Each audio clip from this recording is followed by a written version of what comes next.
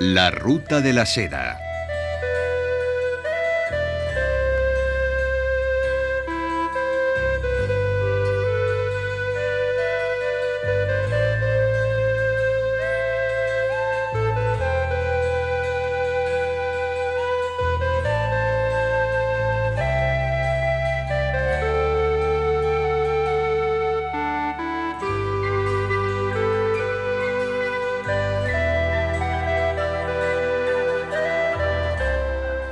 A 1000 kilómetros del río Amarillo.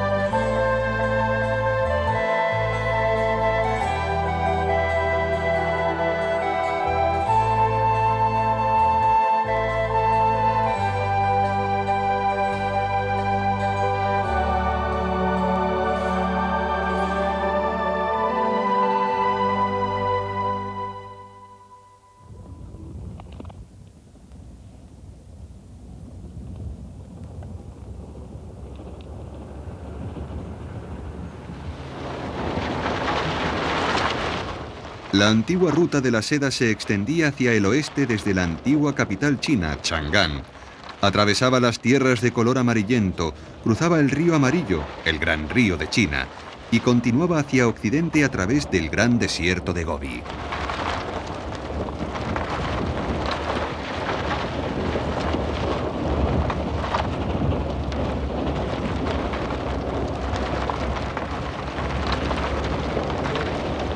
A principios de septiembre, un equipo de televisión integrado por chinos y japoneses partió de Xi'an, que con el nombre de Chang'an fue la antigua capital de China, y cruzó el río Amarillo.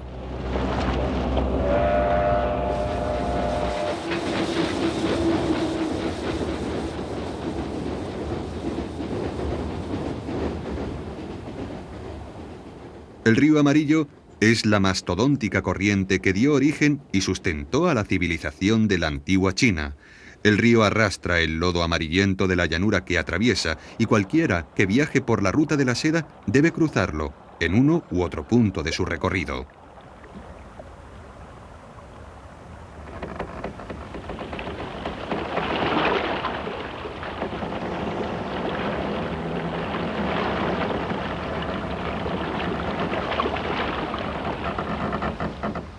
En las orillas del río, nuestro equipo descubrió unas enormes norias utilizadas para regar los campos con las fértiles y amarillentas aguas fluviales. Su diámetro era de casi 18 metros y cada una tenía 68 cangilones.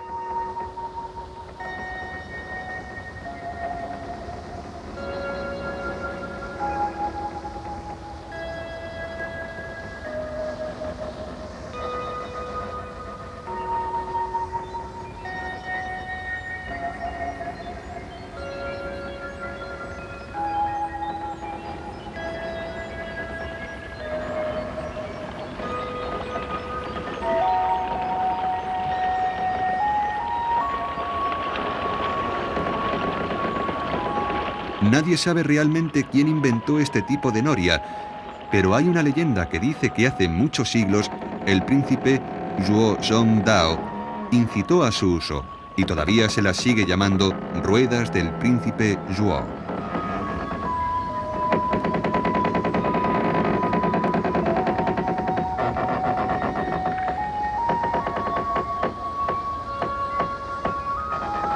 El río Amarillo se desborda a menudo, pero también proporciona agua para el riego. Los campesinos lo consideran tanto un amigo como un enemigo.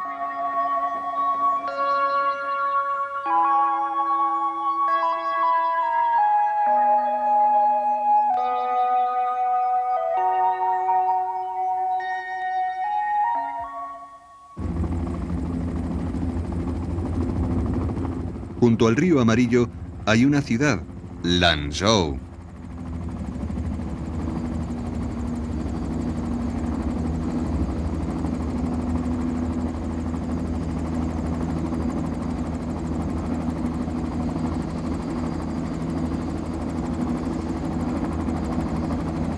En otros tiempos no fue más que una pequeña ciudad, con una población de tan solo 70.000 habitantes. Desde el nacimiento de la Nueva China, sin embargo, se ha convertido en una importante ciudad industrial. Hoy día, los viajeros cruzan el río Amarillo en Lanzhou, pero en los días de la Ruta de la Seda solían cruzarlo por un punto situado corriente arriba.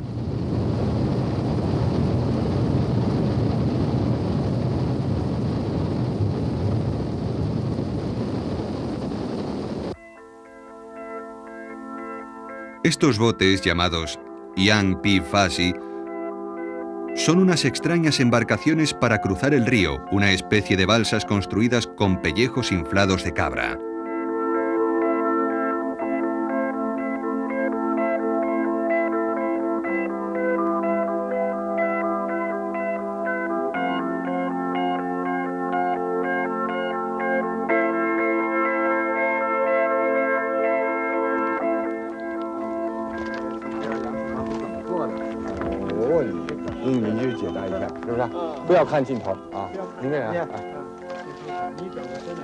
Cortan las cabezas y las patas de las cabras, extraen la carne y los huesos sin dañar la piel y luego afeitan el pelo. A veces se construyen balsas bastante grandes utilizando varios pellejos.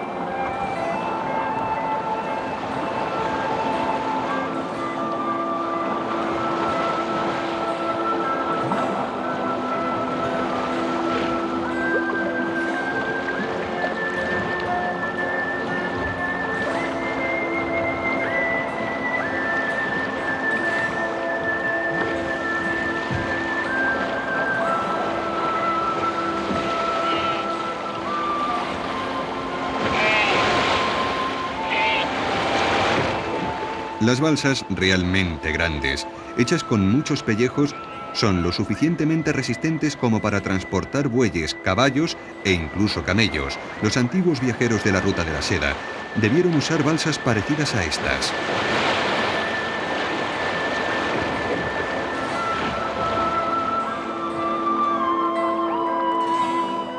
Los barqueros manejan las balsas con mucha habilidad, aprovechando las corrientes, e incluso pueden cruzar el río por donde hay rápidos guiando la embarcación en sentido diagonal. ¿Pero por dónde cruzaban el río Amarillo los viajeros de antaño?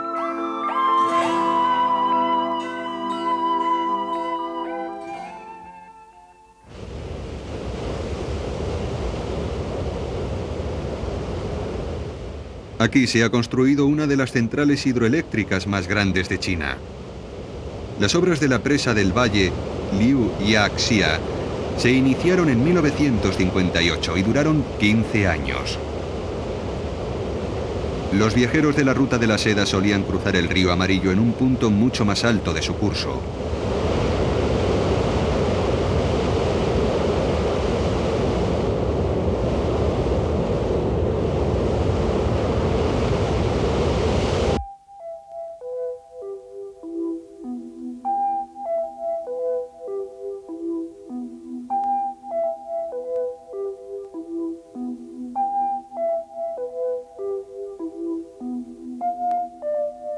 Tras la construcción de la presa, la mayor parte de la Ruta de la Seda cercana al río desapareció bajo las aguas del nuevo lago artificial.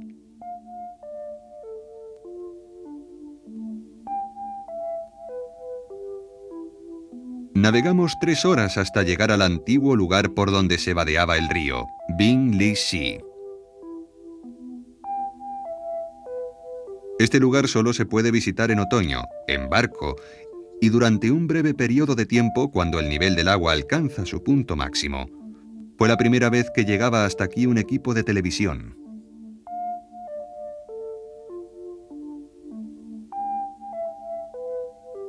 Binglixi era un templo budista construido en los siglos IV y V de nuestra era, en tiempos de la dinastía Wei del norte, y floreció a lo largo de unos 1000 años. un Buda gigantesco construido durante la dinastía Tang varios cientos de años después.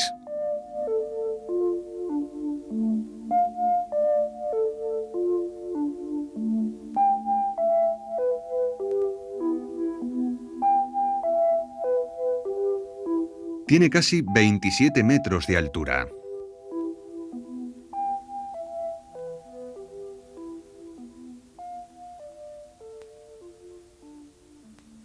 Alrededor del enorme Buda, en la pared rocosa, se excavaron decenas de cuevas, más de 180.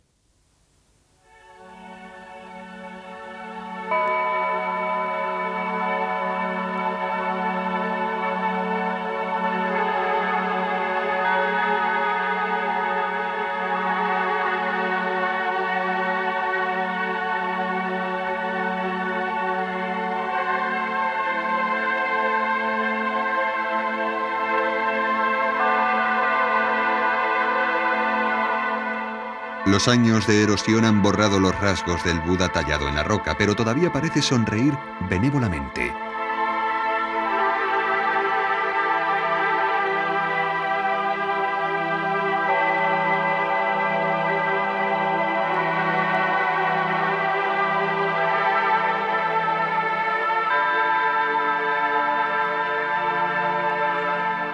Está sentado con las piernas cruzadas, en la postura que siguen adoptando muchos de los pueblos de Asia. El budismo, que nació en la India, sufrió varias transformaciones durante su viaje por la ruta de la seda, adaptándose a los estilos de vida de los diferentes pueblos.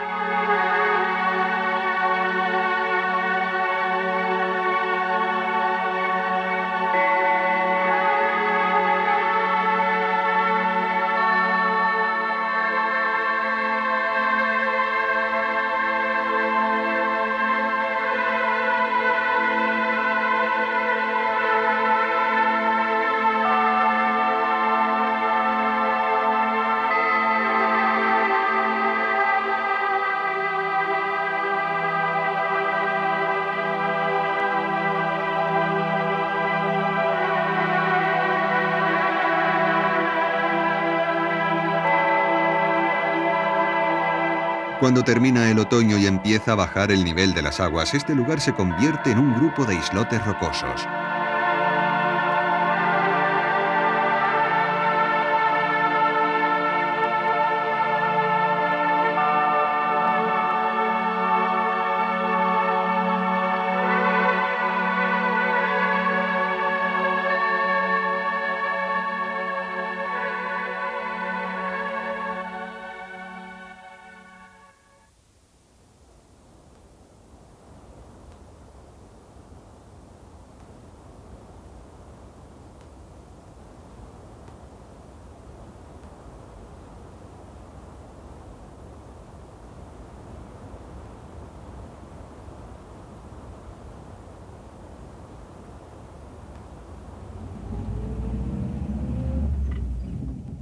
A lo largo de 1000 kilómetros, al oeste del río Amarillo, la ruta de la seda pasaba a través de un estrecho desfiladero entre los montes Qingling y el desierto de Gobi. Este desfiladero se llama Corredor de Hexi y en el curso de su larga historia ha estado controlado por muchos pueblos diferentes. Tal vez el más poderoso de esos pueblos fuese el de los hunos, los jinetes nómadas a los que los chinos llamaban Hoing-nu, que controlaron este corredor al principio de la dinastía Han, en el siglo II a.C.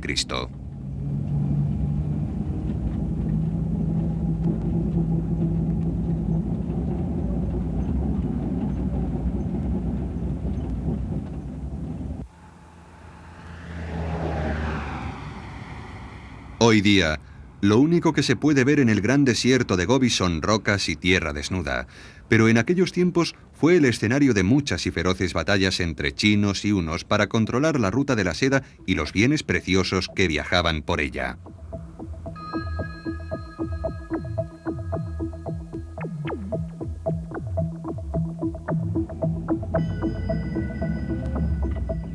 La famosa Gran Muralla China se construyó originalmente como defensa contra los hunos y a medida que fue creciendo el poder de los hunos, la muralla se fue extendiendo hacia el oeste.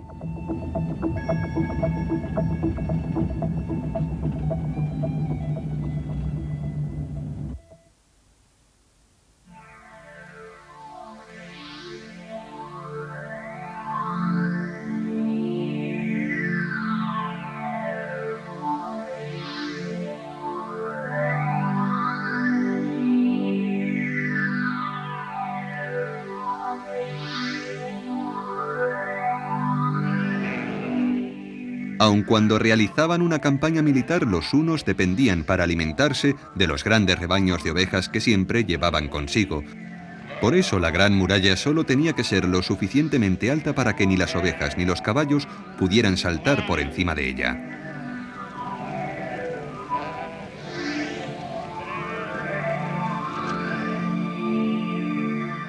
Los chinos por fin consiguieron controlar la totalidad del corredor de Hexi durante el reinado de Wu Ti, el emperador Han. El año 121 a.C., el emperador Wu Ti envió un ejército de 100.000 hombres contra los hunos. En una sola batalla los chinos hicieron 150.000 prisioneros hunos.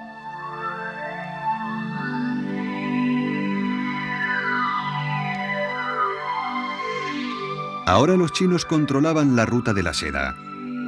La defendieron como si se tratase de una instalación militar y construyeron 4 fortalezas a lo largo del desfiladero. Una de las razones por las que el emperador Wu Ti tuvo tantos problemas con los hunos fue que estos tenían unos caballos mucho mejores que los suyos, los llamados caballos celestiales del oeste, y apoderarse de esos caballos fue uno de los motivos que impulsaron a Wu Ti a extender su poder hacia el oeste.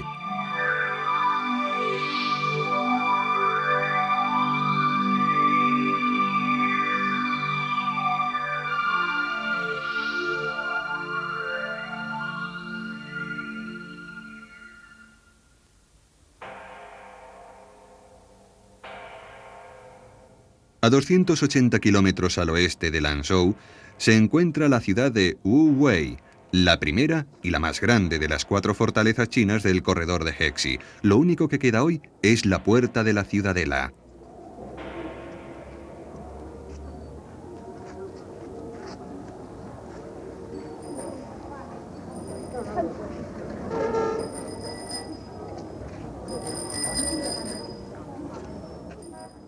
Las excavaciones recientes han sacado a la luz un objeto que nos da una idea de lo obsesionado que estaba el emperador Wu Ti por hacerse con esos caballos.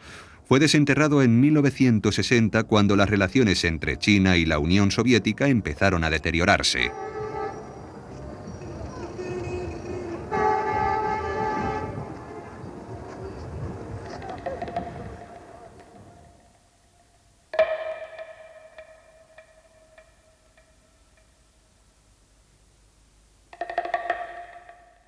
Los chinos comenzaron a construir refugios antiaéreos subterráneos y al excavar la tierra se encontraron con la tumba de un general de la dinastía Han.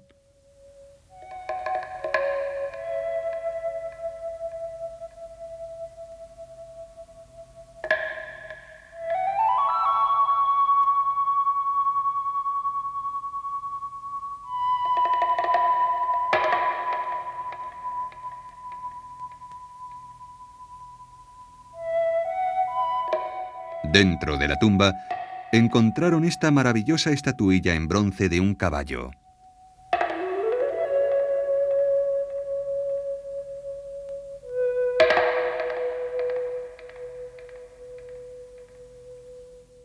Sus patas parecen volar a través del aire y sus hollares parecen sugerir que está relinchando. Uno de sus cascos pisa una golondrina. El mensaje es fácil de comprender. Este era un caballo cuyo galope era más veloz que el vuelo de una golondrina, el tipo de caballo con el que soñaban los gobernantes de aquellos tiempos.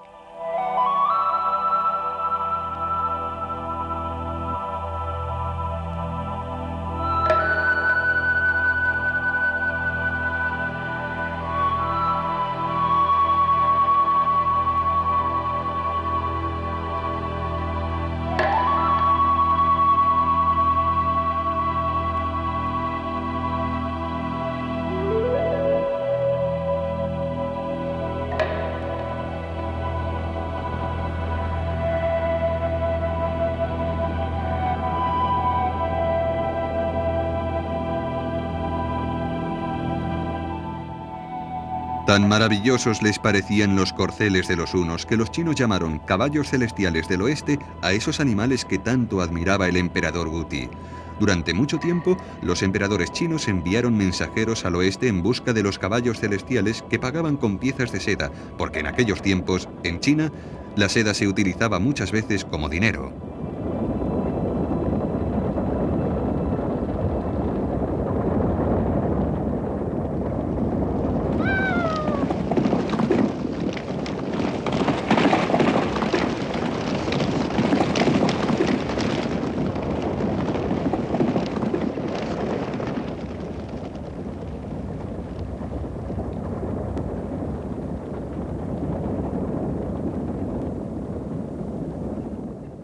Hoy día el ejército chino sigue abasteciéndose de caballos en las praderas de Shandan, en los montes Qingling.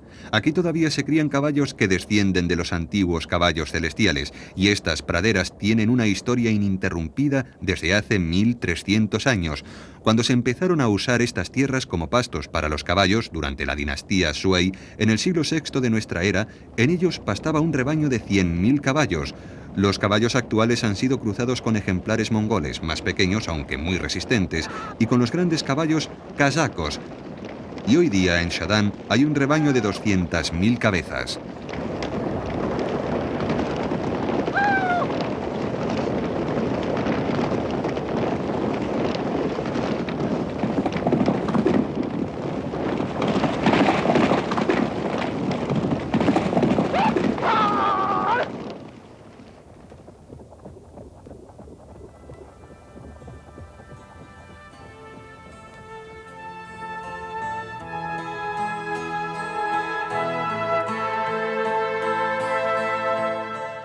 Los montes Qingling, con agua abundante y ricas tierras de pastos, estaban considerados como un paraíso terrestre por los nómadas hunos.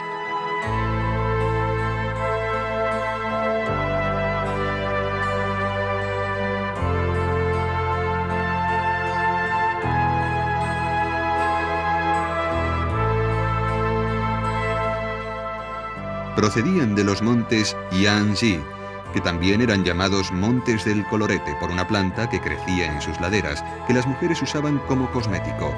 Hoy en día, el pueblo sigue cantando una canción que lamenta la derrota de los hunos, hace ya tantos años. La canción cuenta cómo fueron expulsados de sus montañas y cómo sus mujeres ya no tenían colorete para pintarse las mejillas. Perdimos los montes Qingling, nuestras ovejas, nuestros caballos, nuestras vacas. Perdimos los montes Yanji. Ahora ya no hay colorete para colorear las mejillas de nuestras mujeres.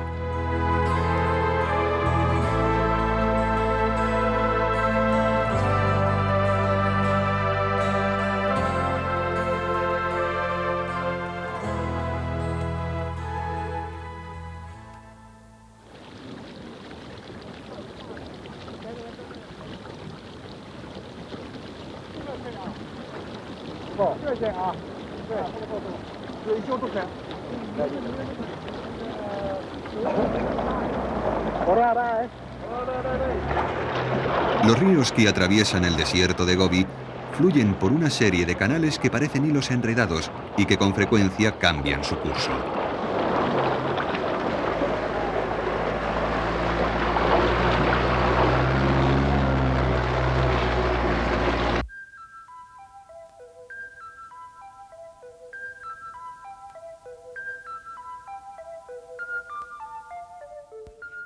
El río Zhangye nace en las nieves perpetuas de los montes Qingling. A veces ha sido llamado Ruo Shui, arroyo débil, o Hei Shui, arroyo negro. Y cuando ha cambiado su curso, el desierto también ha cambiado. A veces, cuando se derriten las nieves de los montes Qingling, el río se desborda y altera por completo el aspecto del corredor de Hexi. Muchos oasis y fortificaciones han desaparecido a causa de cambios en el curso del río.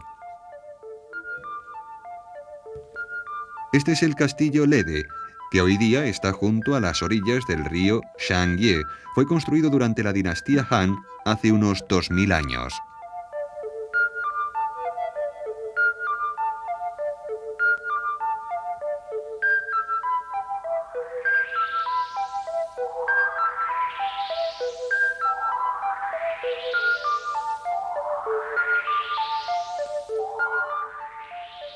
Pero nadie sabe quién lo construyó ni cuándo fue destruido. Hay quienes dicen que fue destruido por una fuerte riada, y otros sostienen que fue conquistado por el gran soberano mongol Genghis Khan.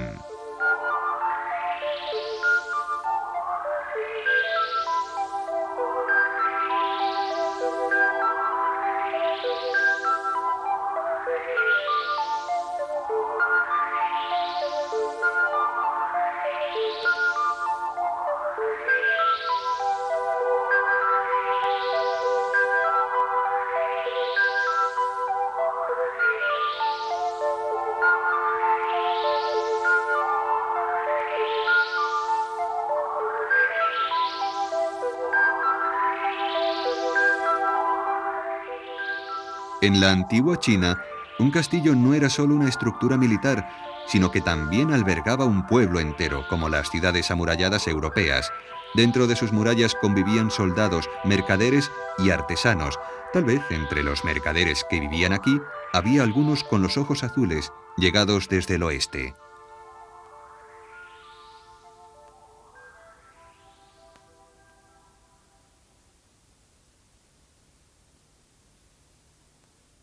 Hoy día los patios están cubiertos de trozos de tejas rotas y de pedazos de piezas de cerámica. Muchos de los fragmentos se pueden identificar, y los más antiguos datan de hace 2000 años, de la dinastía Han. Incluso los más recientes son de hace 1000 años.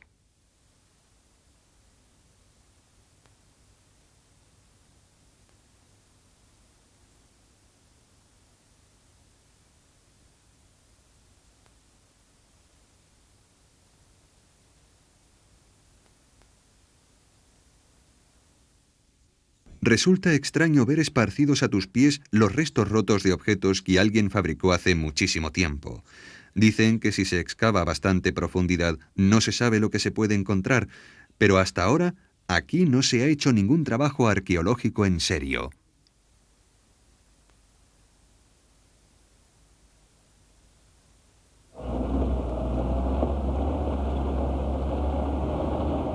Una vez que nos adentramos en el desierto, parecía que jamás volveríamos a ver otra ciudad.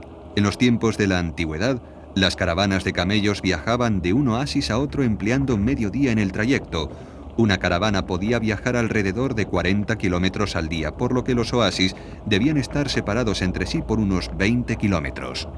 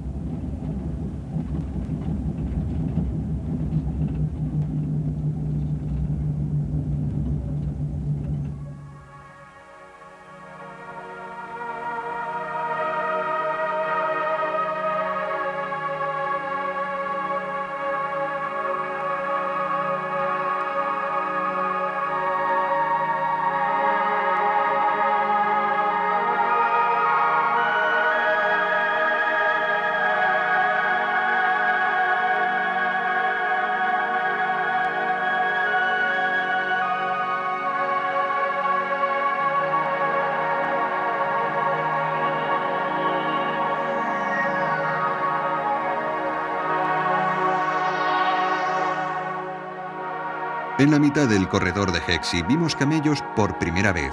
A partir de este punto hacia el oeste, el camello es una parte esencial de las vidas de los habitantes locales.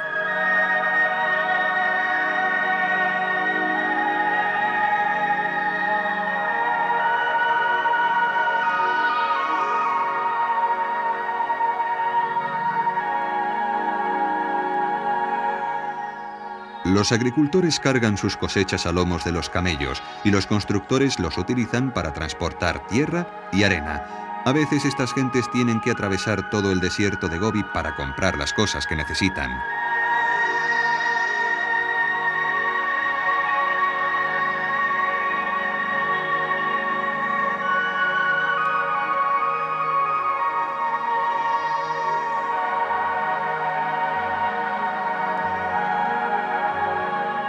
Esta es una de las ciudades oasis. Es media tarde, por lo que la mayoría de los adultos están durmiendo la siesta y las únicas voces que se oyen son las de los niños.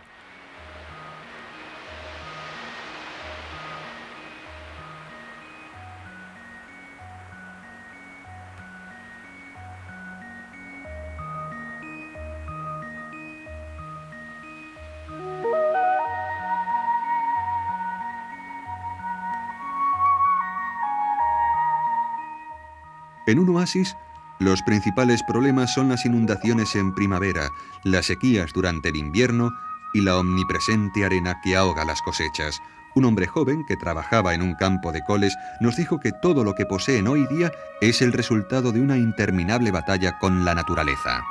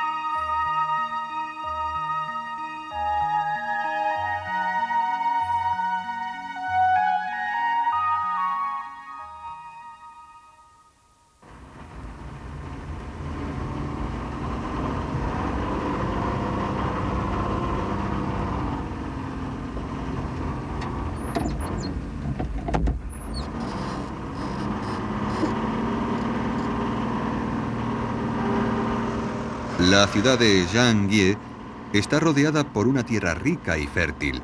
Es la más grande de las ciudades oasis del corredor de Hexi. Aquí estaba una de las 4 fortalezas de la dinastía Han, la segunda más grande. Esta ciudad era un gran centro para el comercio y el trueque de bienes procedentes tanto del este como del oeste.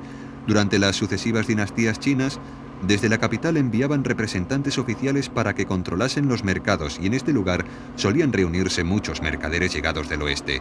Gracias a algunos documentos sabemos que en el siglo VII de nuestra era, durante la dinastía Sui, invitaron a mercaderes de 27 países para asistir a lo que hoy día llamaríamos una conferencia internacional del comercio.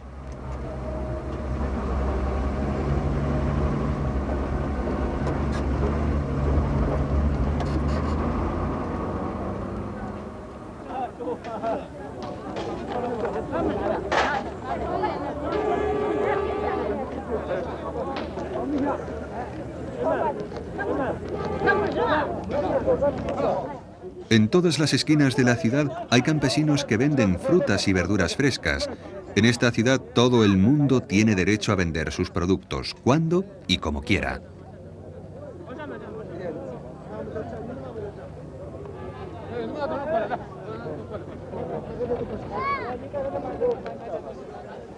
Igual que en muchos países orientales, la gente descansa durante la calurosa tarde y a mediodía las calles se llenan de personas que se dirigen hacia sus hogares.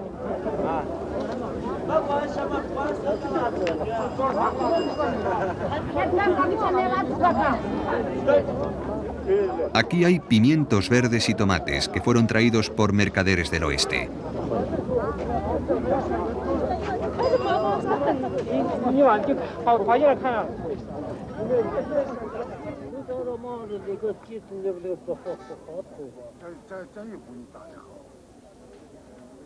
Dos ancianos juegan a una especie de ajedrez chino. En las calles de Janghye se oye permanentemente la charla amistosa y alegre de una enorme cantidad de gente. Es un lugar muy agradable al que llegar cuando se ha viajado a través del desierto.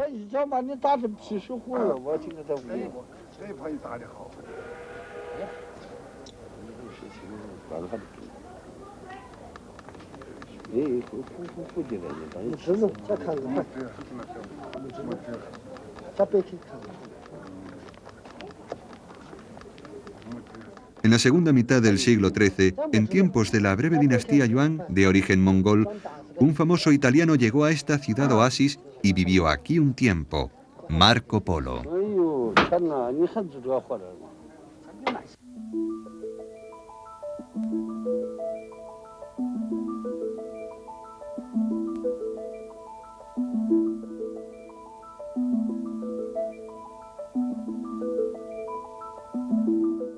Marco Polo llegó desde el Pamir, a través del corredor de Hexi, y escribió acerca de Janghye en sus diarios.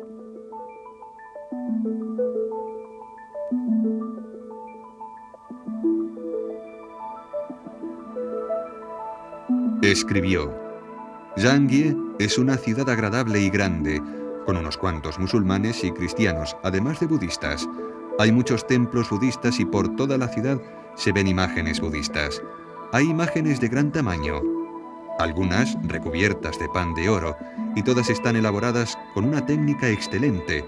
Una de las estatuas, particularmente grande, está tumbada sobre un costado, rodeada de varias figuras orantes más pequeñas.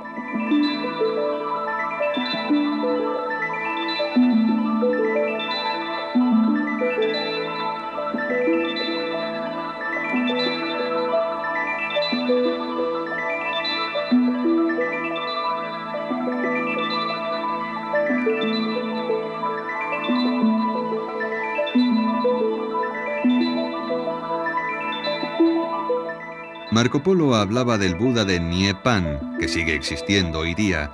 Tiene más de 35 metros de longitud y fue tallado en el año 1098, así que ya tenía más de 200 años cuando lo vio.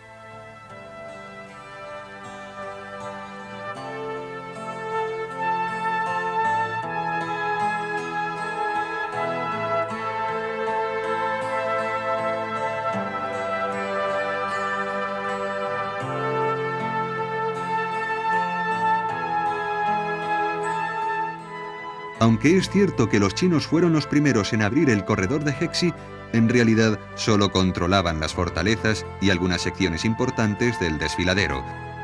Desde los tiempos de la dinastía Han, muchas tribus combatieron aquí a pesar de que los chinos ejerciesen el control de la zona.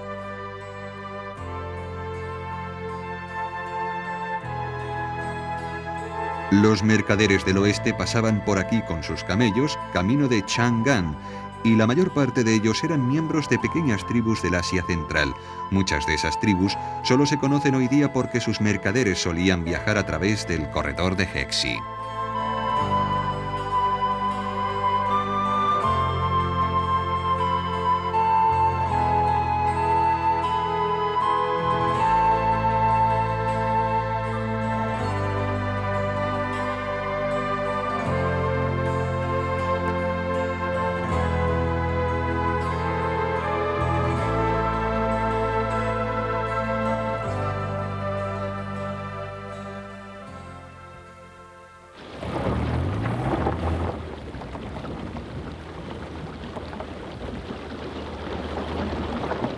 Subimos a los montes Qingling para buscar vestigios de algunas de las antiguas tribus.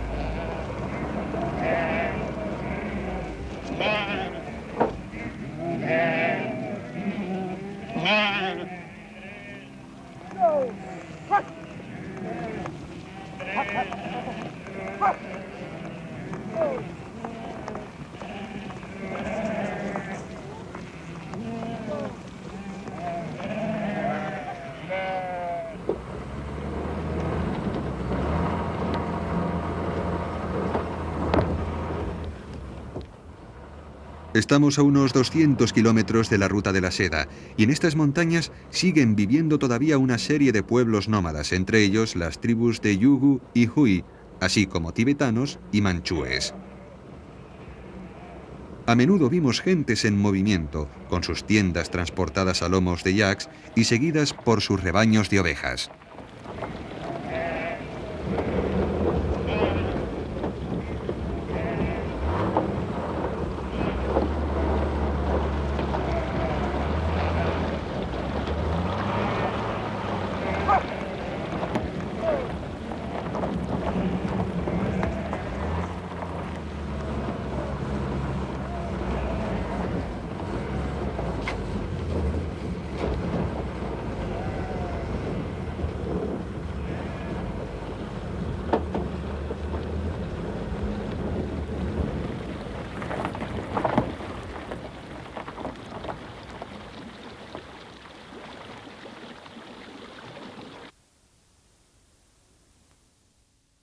Después de la revolución, el gobierno chino protegió a estas pequeñas tribus creando gobiernos autónomos en varios lugares. Visitamos la región autónoma uigur del Xinjiang, que se encuentra a casi 3.000 metros sobre el nivel del mar.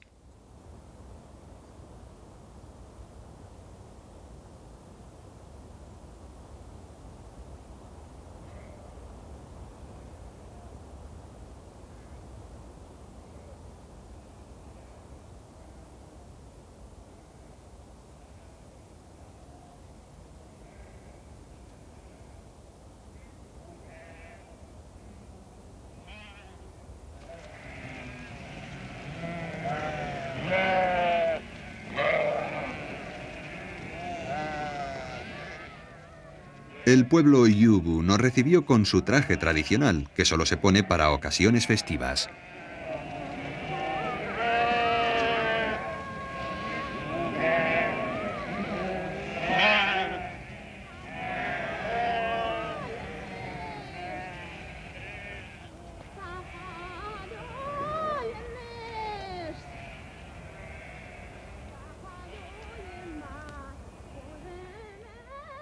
En su propio lenguaje, el pueblo Yugu se llama a sí mismo uigur.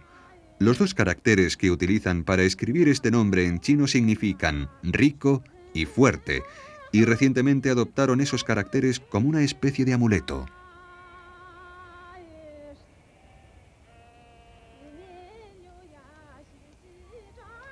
Las vestimentas del pueblo yugu recuerdan bastante a las del Tíbet, pero sus rasgos son más parecidos a los de los mongoles. Hablan el lenguaje uigur y su religión es el lamaísmo, una forma de budismo que practican también los tibetanos, pero no hay ningún documento que pueda sugerir de cuál de las antiguas tribus de la Ruta de la Seda descienden. La tribu no tiene un sistema de escritura propio, aunque hoy día los jóvenes estudian el chino y muchos de ellos han adoptado nombres chinos.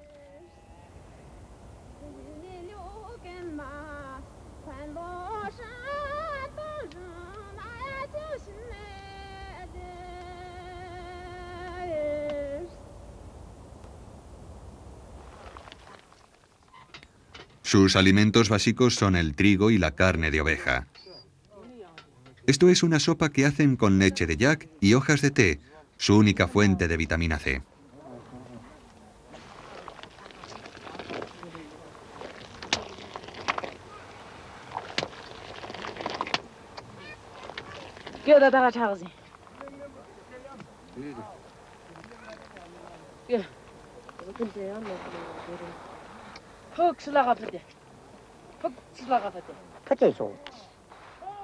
Cuando empiezan a caer las primeras nevadas en octubre, estas gentes abandonan la vida nómada hasta el próximo año y bajan de las montañas.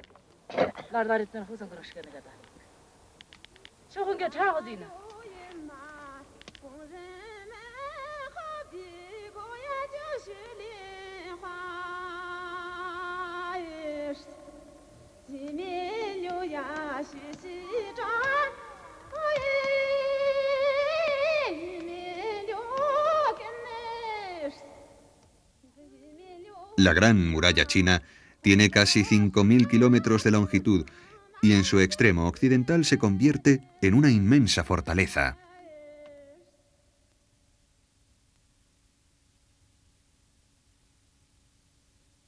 Este castillo, Jiayuguan, fue construido en el siglo XIV en tiempos de la dinastía Ming.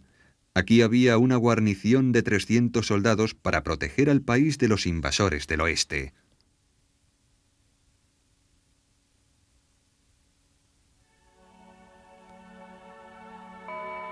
Una rampa lo suficientemente ancha para un caballo sube hasta las murallas del castillo.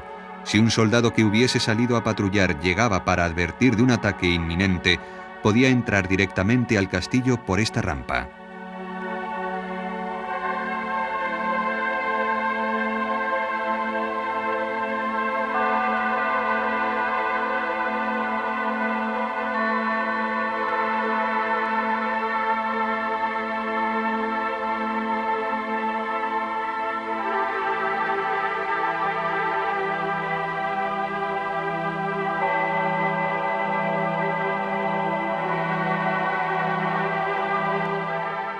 Los soldados llevaban una vida muy solitaria, lejos de sus hogares y sus familias.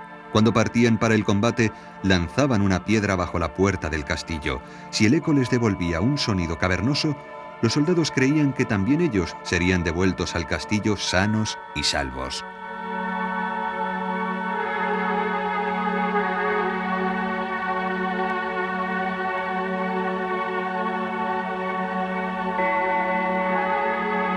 En las murallas del castillo, unos feroces dragones miran en dirección al peligro, hacia el oeste, ya que el corredor de Hexi fue el escenario de batallas que marcaron el auge y la caída de muchos pueblos. Pero fue aquí donde se forjó una vía de comunicación vital, la Ruta de la Seda, que conectaba el este y el oeste.